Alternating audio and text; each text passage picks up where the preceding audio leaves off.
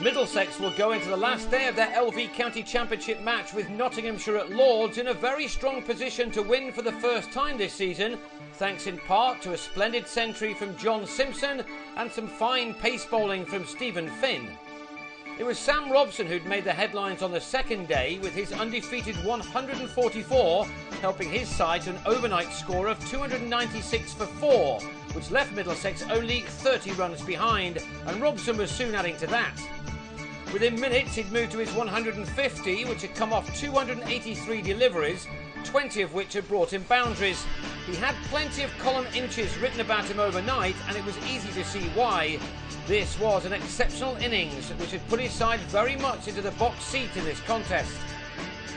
Notts were relieved to finally see the back of him on 163. A rare false shot saw him edge Andy Carter to Ricky Vessels, a wicket which had Middlesex on 331 for 5 runs to the good. Gareth Berg was not at the ground after awakening with a pain in his arm, which meant that Simpson's innings was a more important one for his team. He'd begun the day on 32 and converted that into a 50, which came off 117 deliveries. That edged boundary brought him his 10th 4. Notts needed him out. Instead, they missed a chance offered by Ollie Rayner off Carter, who was bowling well. But neither he nor any of the visiting attack could upset Simpson's rhythm.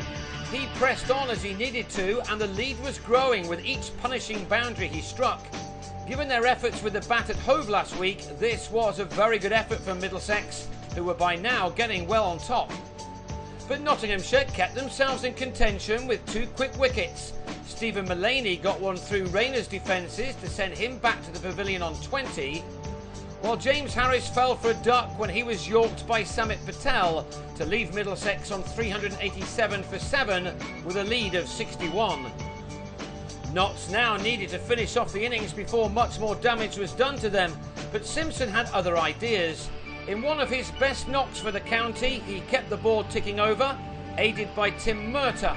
Between them, 19 more runs were added to take their side beyond 400. Murtagh is a man who likes to play his shots, and that led to his downfall as he skied Mullaney to Harry Gurney after making a dozen. Simpson was now left with the last man Finn, and it was now time to play some shots to see if he could register just the 3rd 100 of his first-class career, and his first for 3 years. That came courtesy of a thick edge which brought the keeper his 17th 4 from his 198th delivery. It was the innings which had taken this game away from his opponents. He celebrated by smashing Carter into the pavilion as the lead moved on to 113. And that's where the innings ended. Finn, the last man out, the first of a number of LBWs to follow. With Berg in hospital, Middlesex ended on 439 for 9, Simpson with 108 to his name. So now the onus was on Nottinghamshire to bat themselves back into contention. Mullaney struck the first ball of the second innings for 4. But Murtagh soon had his revenge, with Mullaney falling leg before for 11, with only a dozen runs on the board. Notts really needed to be back on level terms without losing more than a couple of wickets. They were helped when Finn left it to Owen Morgan to take a top-edge pull by Michael Lum. It was perhaps Finn's catch though. Finn, with 11 wickets in 2 innings already this season, was fired up, and he got one through Phil Jakes' defence to have him LBW at 44 for 2, the ball possibly keeping a little low. When it was dropped in short by the Middlesex attack, James Taylor and Lum seemed to enjoy things a little more than when it was pitched up. In 11 overs together, they added 40 runs for the 3rd wicket, and Nottinghamshire were closing in on cutting out that deficit. But before they did, they lost 2 more men. Lum played across a ball from Murtagh and was gone for 37, before Patel did likewise to Finn to go for 15 and leave with his side in some trouble. Notts got themselves a lead of just 7 when Finn struck for a 3rd time. This time it was Taylor who was hit on his pads in front. 5 wickets had fallen, and all of them were LBW victims. Not surprisingly, Finn was fired up by now. His rhythm was good, as was his pace, and he twice could have removed Chris Reed. He missed one chance himself, while another went begging at short leg, although it was a very tough one. How important these misses were remains to be seen.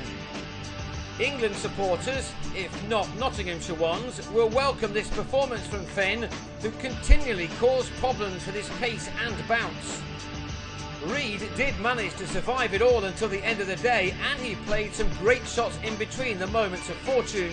He raced to 43 by the end of the day, made from only 49 deliveries, and if he can keep going on the final day in the company of vessels, then Nottinghamshire could yet save this match.